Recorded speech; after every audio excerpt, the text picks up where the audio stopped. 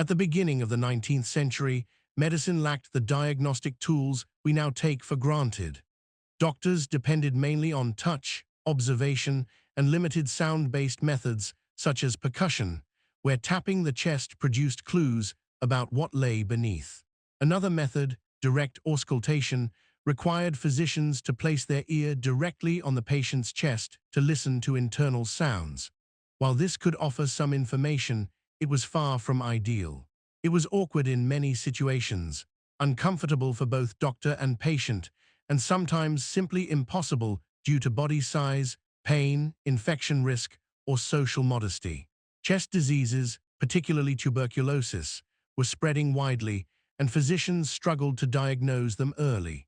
When symptoms such as coughing, chest tightness, and breathing difficulty appeared, doctors often lacked the means to understand exactly what was happening inside the lungs or heart.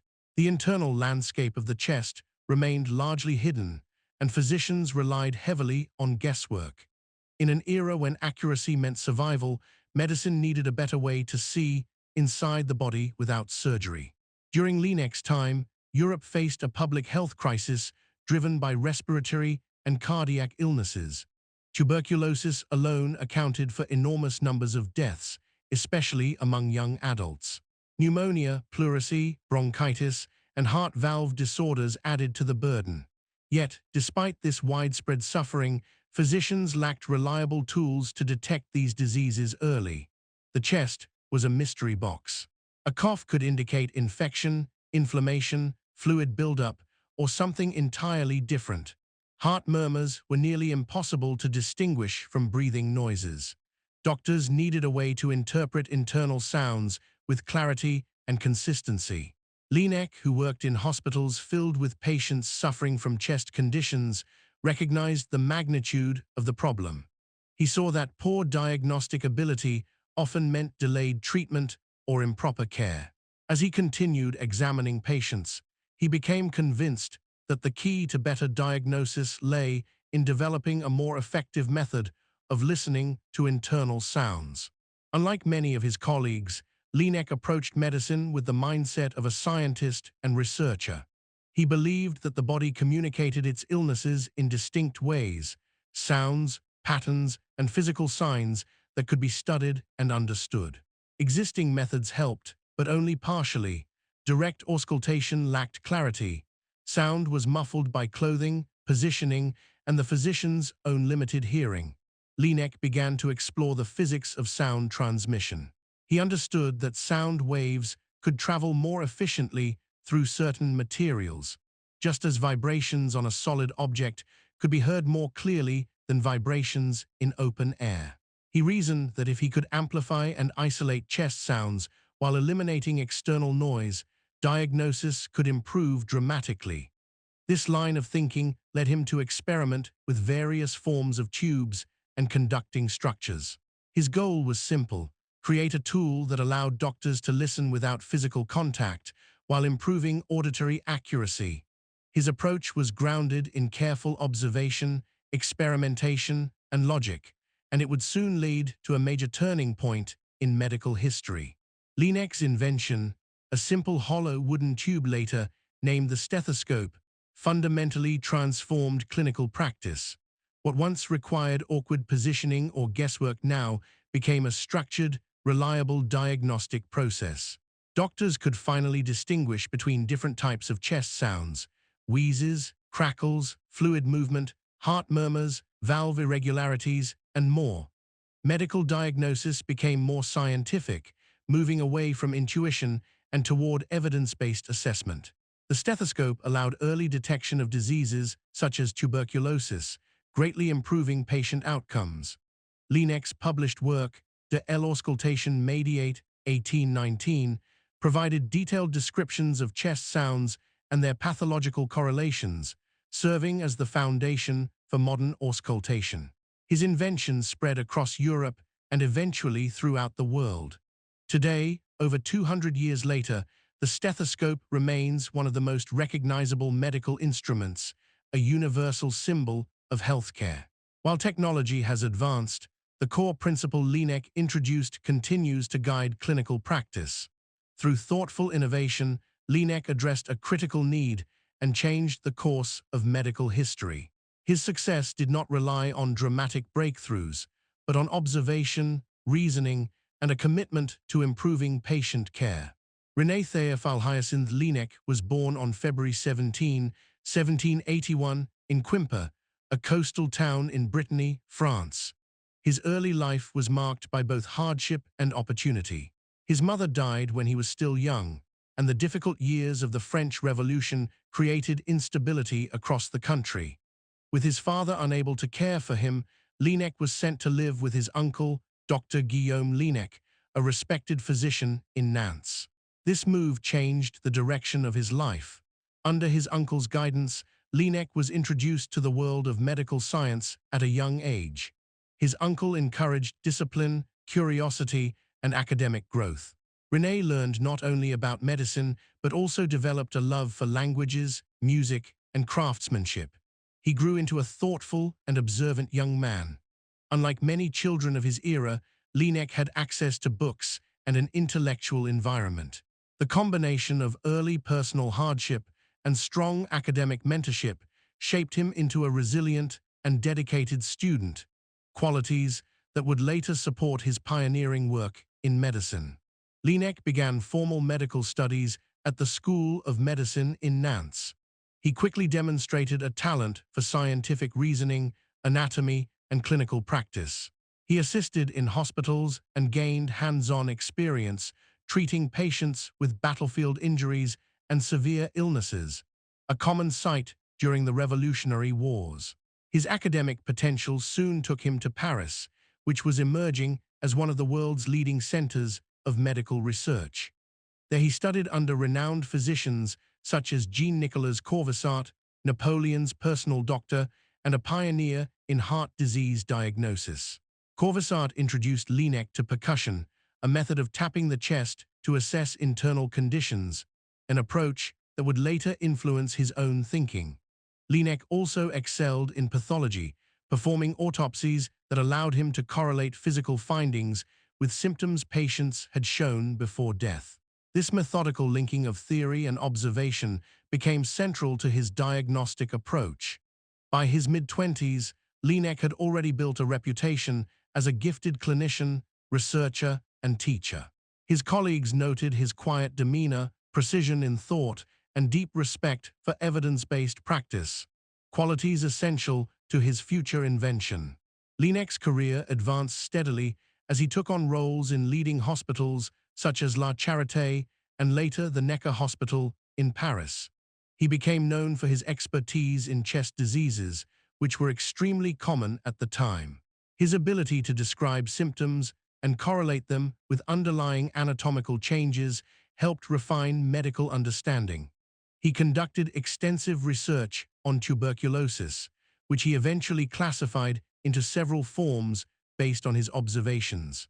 He also made significant contributions to the study of liver cirrhosis. In fact, he was the first to use the word cirrhosis in its modern medical sense. As a teacher, Laennec was clear, methodical, and patient. Students appreciated his structured approach to clinical reasoning. He encouraged them to observe carefully, question assumptions, and verify findings. His emphasis on connecting bedside examination with pathology findings laid the foundation for what would become modern clinical medicine. Despite his growing achievements, Laennec remained humble. He believed that medicine was a calling rooted in service and responsibility. This humility helped him gain the trust of both patients and colleagues, and it played an important role in shaping his later discoveries.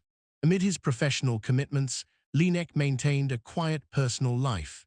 In 1812, he married Jacqueline Argon, the daughter of a lawyer.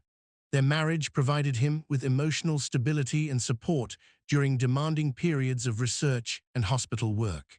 Although they did not have children, they shared a close bond built on mutual respect and understanding. Laennec was known for his calm temperament and disciplined daily routine. Outside of medicine, he enjoyed playing the flute and was skilled in woodworking, a hobby that later aided him in shaping the first wooden stethoscope. However, his health was fragile. Like many physicians constantly exposed to tuberculosis, Laennec eventually contracted the disease himself. Even as he experienced symptoms, he continued teaching and writing. His dedication to his work remained unchanged. By balancing professional achievements with a stable home life, Laennec managed to preserve his focus and commitment to improving medical practice. In 1816, Laennec was a physician at the Necker Hospital in Paris, treating a wide range of patients suffering from chest diseases. One day, he was asked to examine a young woman with severe symptoms: shortness of breath, palpitations, and suspected heart disease. Traditionally, doctors relied on direct auscultation, placing the ear on the patient's chest. However, the patient's age, gender, and body type made this approach inappropriate and ineffective. Laennec faced both a social and medical challenge. He needed to hear the internal sounds of her chest, but direct contact was neither comfortable nor practical. The situation forced him to pause and reconsider how sound might be better transmitted. This moment of necessity became the turning point in his career. He needed a new approach, one that respected patient modesty while improving diagnostic accuracy. With his long-standing interest in sound and physics, he recognized that the answer might lie in an acoustic principle rather than a traditional medical method. While standing near the courtyard of the hospital, Laennec remembered a simple observation from his childhood: the way sound travels through solid objects. He recalled watching children play with a long wooden beam. When they scratched one end, the sound carried clearly to the other. Realizing the relevance of that physical principle, he decided to test it. He rolled a sheet of paper tightly into a hollow tube, placed one end against the patient's chest and the other to his ear. To his surprise, the internal sounds were not only clearly audible, but far more distinct than when using direct auscultation. He could hear heartbeats and breathing patterns with unprecedented clarity. This experience demonstrated that a structured channel could amplify internal sounds and filter out external noise. It was a successful proof of concept and marked the moment when Laennec recognized that he could design an entirely new medical instrument. This breakthrough showed him that internal chest sounds could become a reliable diagnostic guide if channeled correctly. After the paper tube experiment revealed its potential, Laennec began refining the design. With his woodworking skills, he crafted a hollow wooden cylinder approximately 25 to 30 centimeters long, 2.5 centimeters in diameter, and made in two pieces that could be unscrewed. This early model, known as the monaural stethoscope, allowed physicians to listen through one ear. He tested the device on patients across various conditions, listening to lung sounds and heart rhythms. He carefully recorded observations, comparing what he heard with anatomical findings during autopsies. Through this systematic approach, he began to categorize different chest sounds: rolls, crackling sounds of fluid; ronchi, low-pitched airway obstruction sounds; wheezes, murmurs from faulty heart valves; bronchial breath sounds. By correlating these sounds with pathological changes, Laennec created an entirely new diagnostic language. His method of listening, called mediate auscultation, quickly proved to be more accurate than previous techniques. His refined stethoscope became a practical, portable, and effective instrument for clinical use. It also solved the ethical and professional discomfort associated with direct physical contact. After years of careful study, Laennec published his findings in 1819 in a landmark book titled De l'auscultation mediate, on mediate auscultation. This two-volume work detailed his invention, described numerous chest sounds, and linked them to specific medical conditions. It became an essential reference for physicians and medical schools throughout Europe. Acceptance was not immediate. Some physicians resisted change, preferring familiar methods. Others doubted that internal chest sounds could reliably indicate disease. But the clarity of Laennec's results, combined with his rigorous research approach, convinced leading medical authorities of the stethoscope's value. Gradually, hospitals across France, Britain, and Germany began adopting the instrument. Physicians trained in Laennec's method soon found that diagnoses became more accurate and standardized. The stethoscope began evolving as well. Other physicians experimented with materials and shapes, eventually leading to the binaural tuya model still in use today. By the time of his death in 1826, Laennec's contribution had sparked a major shift in medical practice. He had transformed chest diagnosis from guesswork to systematic science, opening the way for modern cardiology and pulmonology. His invention helped define the physician's role as one grounded in careful listening, interpretation, and clinical reasoning. At its core, the stethoscope is an acoustic instrument designed to transmit sound from the patient's body to the physician's ear with clarity. Laennec's original wooden tube worked on a simple principle. Sound waves travel efficiently through solids and enclosed air pathways. When the instrument's chest piece is placed on the patient, vibrations generated by internal body sounds, such as air moving through the lungs or blood coursing through the heart, enter the tube. Because the tube is hollow and enclosed, it guides these vibrations directly to the physician's ear, reducing external noise. The stethoscope acts as both an amplifier and a filter. It amplifies faint internal sounds by channeling them in a concentrated path. It filters out ambient noise by blocking surrounding air movement. This simple yet effective mechanism allowed physicians to hear sounds that were impossible to detect reliably through direct ear-to-chest contact.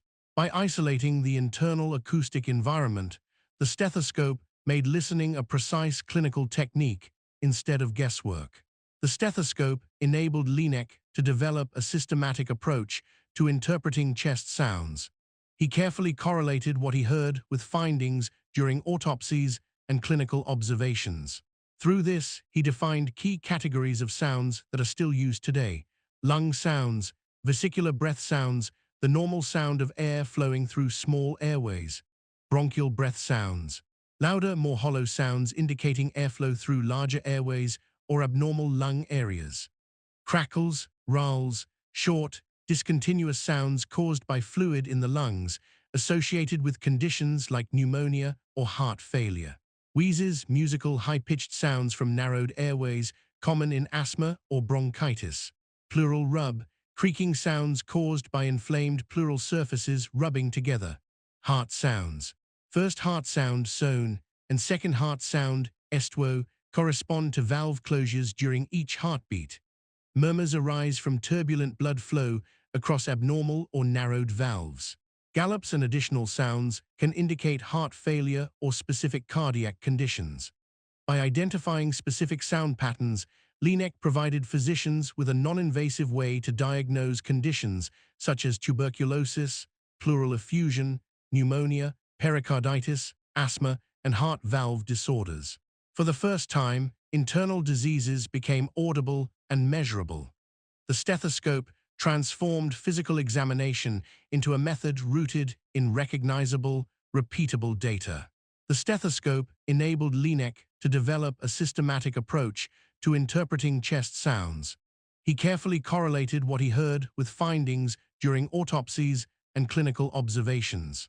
Through this, he defined key categories of sounds that are still used today: lung sounds, vesicular breath sounds, the normal sound of air flowing through small airways; bronchial breath sounds, louder, more hollow sounds indicating airflow through larger airways or abnormal lung areas; crackles, rulls, short, discontinuous sounds caused by fluid in the lungs, associated with conditions like pneumonia or heart failure; wheezes, musical high-pitched sounds from narrowed airways, common in asthma or bronchitis; pleural rub, creaking sounds caused by inflamed pleural surfaces rubbing together; heart sounds.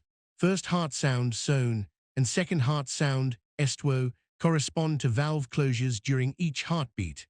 Murmurs arise from turbulent blood flow across abnormal or narrowed valves. Gallops and additional sounds can indicate heart failure or specific cardiac conditions.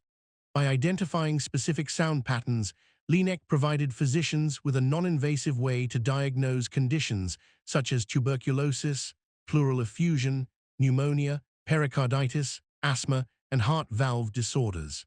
For the first time, internal diseases became audible and measurable. The stethoscope transformed physical examination into a method rooted in recognizable, repeatable data. Laennec's invention reshaped the relationship between physicians and patients. He introduced auscultation as a scientific practice, listening with interpretation, and established a new diagnostic language that remains integral to clinical training today. The stethoscope became a symbol of the medical profession, representing knowledge, responsibility, and the ability to understand the human body beyond what the eye can see. Its influence extends into every field of clinical medicine, from cardiology to pulmonology, pediatrics to emergency care. Laennec's method also advanced the field of pathology by linking clinical sounds to structural disease. This relationship between observation, acoustic patterns, and underlying pathology laid the foundation for evidence-based diagnostic medicine. Today, more than 2 centuries later, doctors worldwide continue to use stethoscopes during every physical examination. Despite technological advancements, X-rays, CT scans, MRIs, and ultrasounds, the stethoscope remains a first-line diagnostic instrument due to its speed, accuracy, and simplicity. René-Laennec's contribution was not merely the creation of a device, but the introduction of a new way to practice medicine. By amplifying the body's internal signals, he gave physicians an essential